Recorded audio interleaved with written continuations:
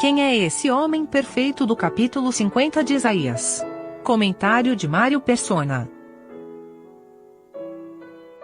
Eu estava na faculdade de arquitetura, tinha um professor e ele era ao mesmo tempo o diretor da faculdade, o professor Oswaldo. E era interessante porque ele fazia uma coisa que a gente ria até da maneira dele, que era quando tinha reunião de professores, ele pedia para a secretária mandar 2 telegramas, naquele tempo era telegrama, um para o diretor Oswaldo e um para o professor Oswaldo, que era ele mesmo, né? Então ele recebia os 2 telegramas para constar que os 2 haviam sido convocados para a reunião. E aí dizem que na reunião era até engraçado, porque uma hora ele falava: agora quem vos fala é o professor Oswaldo. E aí falava, depois ele falava: agora quem vos fala é o diretor Oswaldo. E às vezes eles não concordavam na reunião. Então ele tratava a coisa muito séria ali como sendo 2 entidades diferentes, tratando dos assuntos da faculdade. E na época todo mundo achava isso meio cômico, até. Ele era uma pessoa muito extravagante. Mas com o tempo eu fui entendendo que isso a gente encontra esse modo de proceder até na Bíblia. Tem um salmo, não me lembro qual é o salmo, onde existe um diálogo entre Deus e o Messias. E aqui vai acontecer também isso, do versículo 1 até o versículo 3, quem está falando aqui é Jeová. E nós sabemos que Jeová é o Senhor Jesus é Jeová. Ele é o Jeová do Antigo Testamento. Mas ele também é o Messias prometido. Porém, como Jeová ele tem um caráter, como o Messias ele tem outro caráter. É diferente. E aqui do versículo 1 ao 3, nós vemos Jeová falando, e no versículo 4 é o Messias falando. E daí ele vai dizer a respeito de Jeová, porque esse capítulo de Isaías 50 começa: assim diz Jeová, onde está o libelo de divórcio, a carta de divórcio de vossa mãe, pelo qual eu a repudiei? Ele está falando de Israel aqui, dos judeus especificamente, e de Israel. Deus se divorciou de Israel. Jeová se divorciou de Israel. Em Jeremias 3, versículo 6, disse mais o Senhor nos dias do rei Josias: viste o que fez a rebelde Israel? Ela foi-se a todo o monte alto e debaixo de toda a árvore verde, e ali andou prostituindo-se. E eu disse, depois que fez tudo isto: volta para mim. Mas ela não voltou. E viu isto a sua aleivosa irmã Judá. E vi quando, por causa de tudo isto, por ter cometido adultério, a rebelde Israel, a despedi e lhe dei o seu libelo de divórcio, a sua carta de divórcio, que a aleivosa Judá, sua irmã, não temeu, mas foi-se e também ela mesma se prostituiu. E assim que pela fama da sua prostituição contaminou a terra, porque adulterou com a pedra e com o pau. E contudo, nem por isso voltou para mim a sua aleivosa irmã Judá com sincero coração, mas falsamente, diz o Senhor. Falsamente. Essa era a relação de Deus com Israel e com Judá. Israel abandonou, e agora Judá também, e se adulterando, né? E Judá indo mais longe, e voltando, mas de forma fingida para Deus, de forma falsa para Deus. E é isso que acontece do versículo 1 ao 3, Jeová dizendo que chamou e não veio ninguém. No versículo 2, por que razão vim eu e ninguém apareceu? Chamei e ninguém respondeu.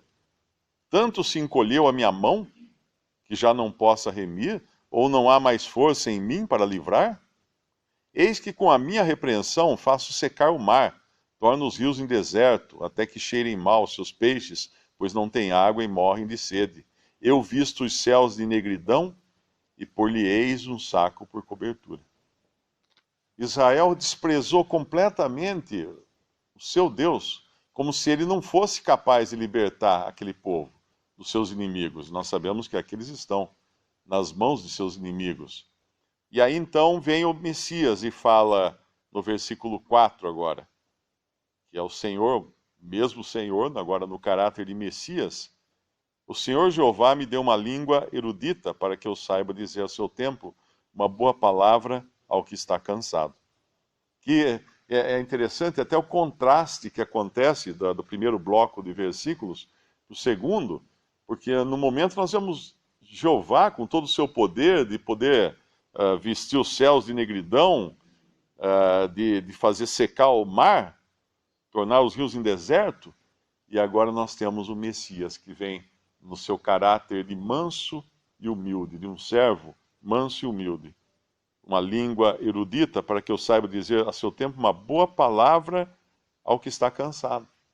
Ele desperta-me todas as manhãs, desperta-me o ouvido para que ouça como aqueles que aprendem. O Senhor tem um lugar que ele fala para os judeus lá no Evangelho, que o que ele dizia não eram palavras dele, mas eram palavras que o Pai ensinava para ele. Ele não dizia nada que não fosse vindo do Pai. E essa era a comunhão com ele, esse era o seu ouvido atento àquilo que o Senhor dava a ele. Desperta-me o ouvido para que ouça como aqueles que aprendem. No Novo Testamento diz: verão aquele a quem traspassaram. Quem é aquele a quem traspassaram? Ele é aquele que eles arrancaram a barba. No versículo 6. As minhas costas dou aos que me ferem, as minhas faces aos que me arrancam os cabelos. Esses são os cabelos da face, eu creio. Não escondo a minha face dos que me afrontam e me cospem. Verão aquele a quem traspassaram. Eles verão esse Messias que foi tão castigado nas mãos dos homens, que foi tão vituperado, que foi tão... bateram nele com aquela cana, arrancaram sua barba, coroaram de espinho, cuspiram no rosto dele. Em quem eles cuspiram? No mesmo que é capaz de vestir os céus de negridão e fazer secar o mar. Olha que coisa impressionante isso. Quando a gente percebe o que os homens conseguiam fazer com o Senhor Jesus, o servo humilde, e quem era ele, com quem eles estavam fazendo isso, a gente vê a distância grande que o Senhor desceu, como fala em Filipenses 2, né? Sendo em forma de Deus, não teve como usurpação, Filipenses 2, não teve como usurpação o ser igual a Deus, mas assumiu a forma de servo. Aí a gente vê a distância que ele desceu para vir salvar. Quando o homem rejeitou, quando os judeus rejeitaram a Cristo, a Jeová, melhor dizendo, Deus envia então o seu Cristo, o seu Messias, na condição mais humilde e mais fraca possível. Como ovelha muda, ele vai ao matadouro, como vai falar mais para frente, o mesmo Isaías, no capítulo 53. Aqui é ele, o Senhor Jesus, aqui nas mãos dos homens. No capítulo 53, é o Senhor Jesus nas mãos de Deus. É o sacrifício dele nas horas de trevas. E aqui é o que os homens fazem com ele. E ele estava determinado lá em Lucas capítulo 9, versículo 53. Algumas pessoas acham que o Senhor Jesus vacilou na última hora, ele não estava disposto a ir até a cruz. Em Lucas capítulo 9, versículo 53, na realidade ele sofreu muito com a perspectiva da cruz, isso sim. Ele sofreu aterrorizado porque ele ia ser feito pecado naquela cruz. Aquele que nunca teve qualquer coisa a ver com pecado, seria feito pecado na cruz, entraria em trevas, perderia a comunhão ali, naquelas 3 horas de trevas, comunhão com Deus, sofreria um juízo que é praticamente ser lançado no lago de fogo, uma eternidade em 3 horas. E lá em Lucas capítulo 9, versículo 53, versículo 52, e mandou mensageiros, um pouco antes, versículo 51, Lucas 9, 51. E aconteceu que, completando-se os dias para a sua assunção, ou a sua subida aos céus, manifestou o firme propósito de ir a Jerusalém e mandou mensageiros diante da sua face, e indo eles, entraram numa aldeia de samaritanos para lhe prepararem pousada. Mas não o receberam, porque o seu aspecto era como de quem ia a Jerusalém. O seu rosto estava determinado. Eu imagino isso aqui mais ou menos como uma pessoa olhando numa direção, e qualquer coisa que você faça para chamar a atenção dessa pessoa, olha aqui, olha aqui, não olha lá, ela não tira o seu olhar fixo daquela direção, e nenhum músculo da sua face se move. É a pessoa determinada, uma pessoa que colocou uma coisa no coração, ela vai até o fim agora, e nada tira dela isso. Manifestou o firme propósito de ir a Jerusalém, no versículo 51, e no versículo 53, o seu aspecto era como de quem ia a Jerusalém, ou seja, nada ia fazê-lo mudar de ideia. E é o que está no nosso capítulo 50 de Isaías, no versículo 7. Porque o Senhor Jeová me ajuda, pelo que me não confundo. Ou seja, não tem nenhuma nuvem de dúvida, de hesitação. Por isso pus o meu rosto como um seixo, e sei que não serei confundido. Esse era o seu rosto determinado para ir até o fim na missão que ele tinha recebido para cumprir. Custasse o que custasse, né? Como nós sabemos o quanto custou para ele. E aí o versículo 8 nos fala agora do resultado dessa missão. Por perto está o que me justifica, porque ele ressuscitaria. Deus iria considerar o seu sacrifício suficiente e Cristo seria tirado da morte. Ele seria justificado naquilo que ele cumpriu. E agora ele leva o assunto mais adiante, né? E pergunta: quem contenderá comigo? Compareçamos juntamente. Quem é meu adversário? Chegue-se para mim. Pronto, não tinha ninguém. Enquanto ele estava vivo, caminhando aqui, ele podia falar assim: quem me convencerá de pecado? E ninguém podia convencê-lo de pecado. Ninguém podia falar que ele tinha um pecado.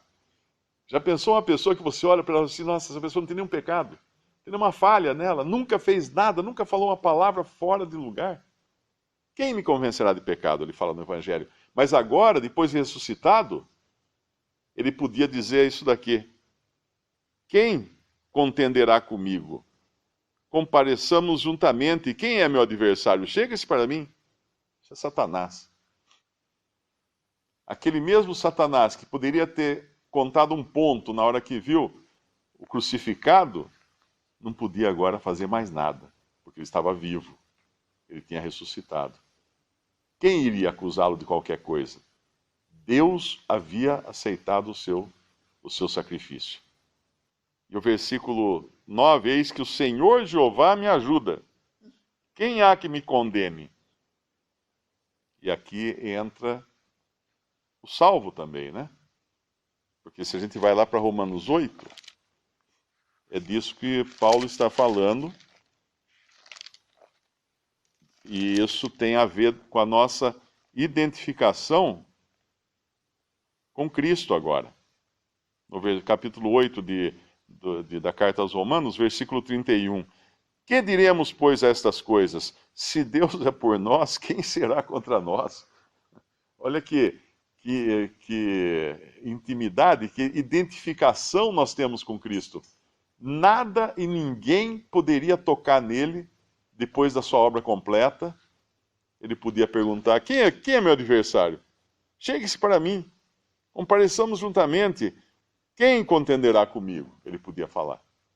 E agora o crente pode falar isso. Se Deus é por nós, quem será contra nós? Aquele que nem mesmo a seu próprio filho poupou, antes o entregou por todos nós, como nos não dará também com ele todas as coisas? Quem intentará acusação contra os escolhidos de Deus? É Deus quem os justifica. Quem os condenará? Pois é Cristo quem morreu, ou antes quem ressuscitou dentre os mortos, o qual está à direita de Deus e também intercede por nós. Quem nos separará do amor de Cristo? A tribulação, a angústia, a perseguição, a fome, a nudez, o perigo, a espada? Como está escrito: por amor de ti somos entregues à morte, e todo dia fomos reputados como ovelhas para o matadouro, mas em todas essas coisas somos mais do que vencedores por aquele que nos amou. Porque estou certo de que nem a morte, nem a vida, nem os anjos, nem os principados, nem as potestades, nem o presente, nem o porvir, nem a altura, nem a profundidade, nem alguma outra criatura nos poderá separar do amor de Deus que está em Cristo Jesus, nosso Senhor.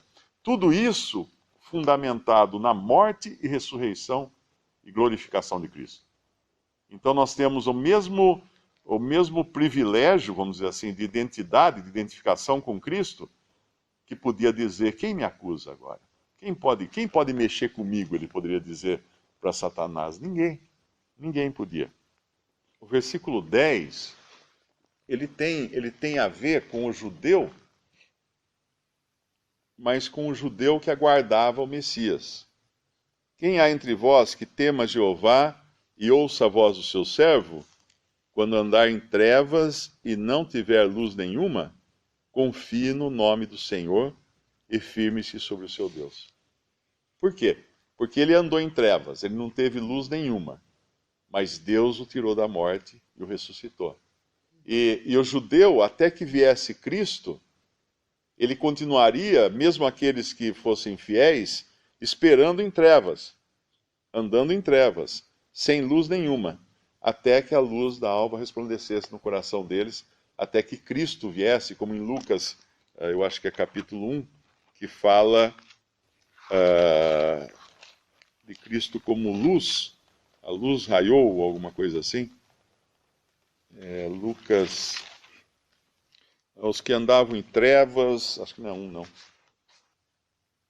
É no Cântico de Zacarias, no capítulo 1, versículo 78. Versículo 76. E tu, ó menino, serás chamado profeta do Altíssimo, porque has de ir ante a face do Senhor a preparar os seus caminhos. Aqui seria João Batista. Para dar ao seu povo conhecimento da salvação na remissão dos seus pecados, pelas entranhas da misericórdia do nosso Deus, com que o Oriente do Alto nos visitou, para alumiar aos que estão assentados em trevas e sombra da morte, a fim de dirigir os nossos pés pelo caminho da paz. Essa era a promessa agora para os judeus, que ainda eles não tinham. Em Isaías 50, eles ainda não tinham. Eles andavam, quem ouça a voz do servo, quando andar em trevas, não tiver luz nenhuma, confie no nome do Senhor, firme-se sobre o seu Deus. Por quê? Porque a luz viria.